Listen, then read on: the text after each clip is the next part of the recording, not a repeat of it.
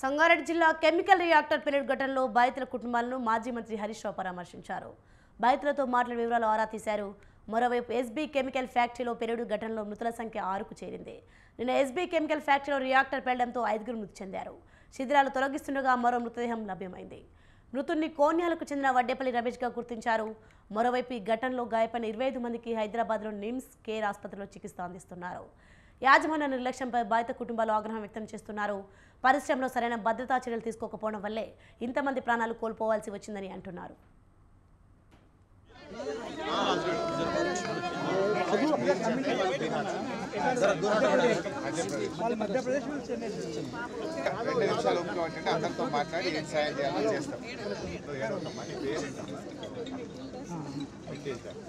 ఇప్పుడు పోస్ట్మార్టం అయిపోయిందా? ఎక్కడ ఉంది బాడీ?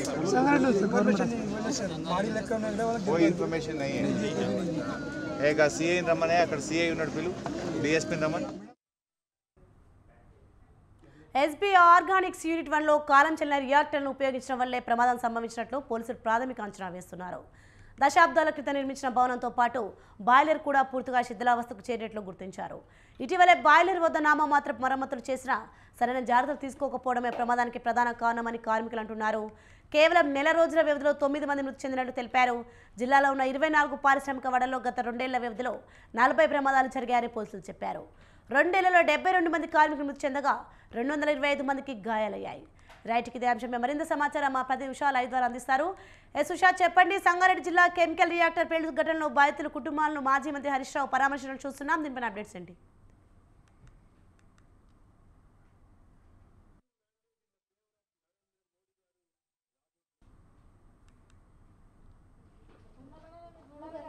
సోనీ ఎస్బీ కెమికల్ ఫ్యాక్టరీలో జరిగినటువంటి నిన్న 4:30 సమయంలో జరిగినటువంటి రియాక్టర్ పేలుడు ఏదైతే ఉందో 2 రియాక్టర్లు పేలడం వల్ల తీవ్రమైన విధ్వంసమే రేగింది. అక్కడ చూసుకున్నట్టయితే రియాక్టర్ పేలుళ్లలో అక్కడే దాదాపు 5గురు దాకా నిన్న సజీవ దహనం అయ్యారు. వీరిలో 5 మృతదేహాలని కూడా స్థానికంగా ఉన్నటువంటి హాస్పిటల్కి తరలించారు. మరో మృతదేహము ఇవాళ ఉదయం వెలికి తీయడం జరిగింది. ప్రస్తుతం ఈ ఏదైతే పేలుడు దాటికి మరణించిన కుటుంబాలు ఏదైతే ఉన్నాయో కుటుంబాలు మొత్తం కూడా రోడ్డున పడ్డాయి. ఈ కుటుంబాలకు సంబంధించినటువంటి వారి వేదన మాత్రం వర్ణనాతీతము. మనం చూసుకున్నట్టయితే ఈ మహిళ ఎవరైతే ఉన్నారో ఈ మహిళకి చెందినటువంటి భర్త చనిపోయినట్టుగా తెలుస్తోంది. ప్రస్తుతం ఈ ప్రభుత్వానికి సంబంధించినటువంటి వ్యక్తులు అలాగే ప్రతిపక్షానికి సంబంధించిన వ్యక్తులు కూడా ఇక్కడికి వస్తున్నారు.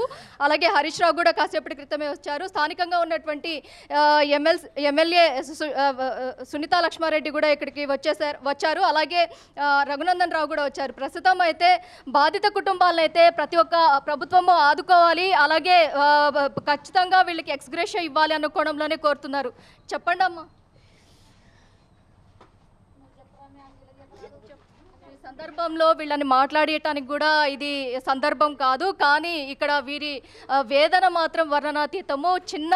ఈ చిన్న వయసులోనే తన భర్తని కోల్పోయింది. ఎవరైతే ఇక్కడ వలస కూలీలతో పాటు స్థానికంగా ఉన్నటువంటి వారు కూడా ఇక్కడ కూలీలుగా ఉన్నారు. అలాగే ఇక్కడ మేనేజ్మెంట్ వైఫల్యం ఏదైతే ఎప్పుడో ఎక్స్పైర్ అయిపోయినటువంటి మెటీరియల్ ఏదైతే బాయిలర్ కావచ్చు అలాగే రియాక్టర్ కావచ్చు ఈ రెండింటినీ కూడా ఎక్స్పైర్ అయినటువంటి మెటీరియల్నే వాళ్ళు మరమ్మతులు చేస్తూ దాన్నే రిపీటెడ్గా వాడుతున్నారు.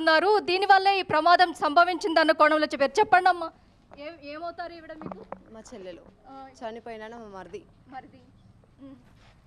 ఎలా జరిగింది? ఎప్పుడు మీకు ఈ న్యూస్ వచ్చింది? నాకు నైట్ 7:30కి అట్లా వచ్చింది మేడం. 7:30కి రాగానే నేను వచ్చేసిన. మా అమ్మ వాళ్ళని తీసుకొని నేను ఆటో తీసుకొని ఇక్కడికి వచ్చేసిన. ఇక్కడికి వచ్చిన తర్వాత ఇక్కడ ఎవ్వరు లేరు, పోలీసు వాళ్ళు మాత్రమే ఉన్నారు.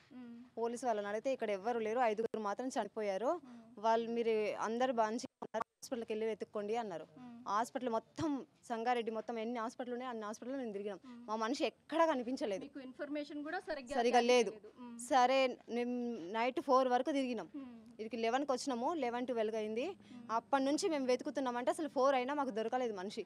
సరేలేని ఇంటికి వెళ్ళిపోయినాం. ఇంటికి వెళ్ళి పొద్దున్నే కొన్నేళ్ళ మొత్తం మా ఊరు వాళ్ళు మొత్తం వచ్చి పొద్దున్న రాగానే పైకి వచ్చి వెతికితే మాకు మేము వెతుక్కున్నాము మా మనిషిని, పొద్దున రాగానే వెతుక్కుంటే మా మనిషి దొరికిండు, మీకు డెడ్ బాడీ దొరికింది మాకు. ఓకే, మీకు యాజమాన్యం దగ్గర నుంచి కానీ గవర్నమెంట్ తరఫు నుంచి కానీ ఎవరైనా వచ్చి మాట్లాడటం? ఎవ్వరు మాట్లాడలేదు, ఎవ్వరు ఇప్పటి వరకు రానేలేదు. ఇంత టైం అవుతుంది, నిన్న అయిన ఇది జరిగింది, నిన్నటి నుంచి జరుగుతుంది, ఇప్పటి వరకు మాత్రం ఎవ్వరు రాలేదు. డెడ్ బాడీ నన్న మీకు ఇచ్చారు? డెడ్ బాడీ మేమే వెతుక్కున్నాం అని చెప్తున్నాం కదా మేడం, మేమే వెతుక్కున్నాం.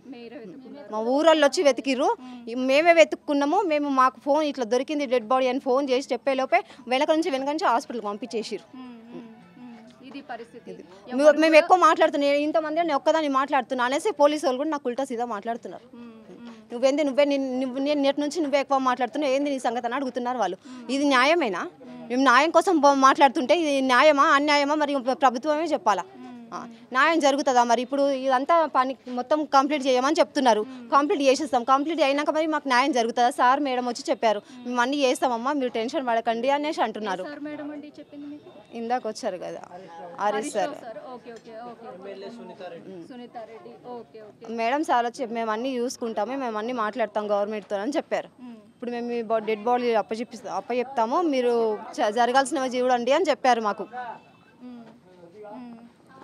ఇది ప్రస్తుతం అయితే మృతుల కుటుంబాలకు సంబంధించి తీవ్ర ఆవేదన వ్యక్తం చేస్తున్నారు. ఏదైతే చనిపోయిన వ్యక్తికి సంబంధించినటువంటి డెడ్ బాడీ ఎక్కడ ఉందనేది కూడా చెప్పడానికి కూడా ఎవరు కూడా సహకరించలేదు.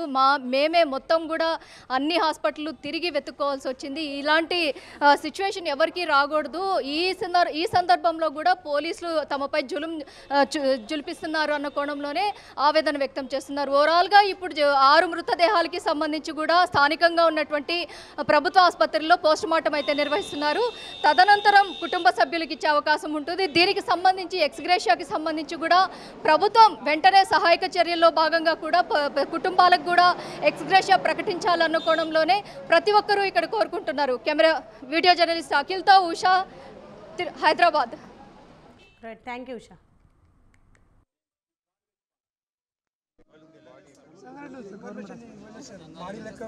कोई इन्फॉर्मेशन नहीं है.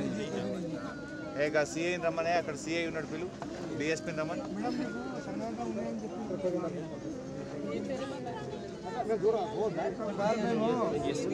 కలెక్టర్ నేను బాడీ పడినా చదువుతున్నారు సార్, రిలేటివ్ అందరూ అక్కడ ఉన్నారు. ఎట్లనో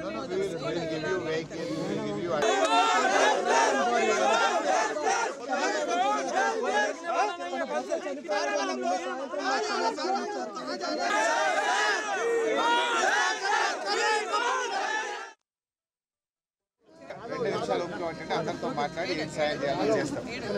ఏడవమ్మా, నీ పేరేంటమ్మా? నేను ఇప్పుడు పోస్ట్ మార్టం అయిపోయిందా? ఎక్కడ ఉంది బాడీ?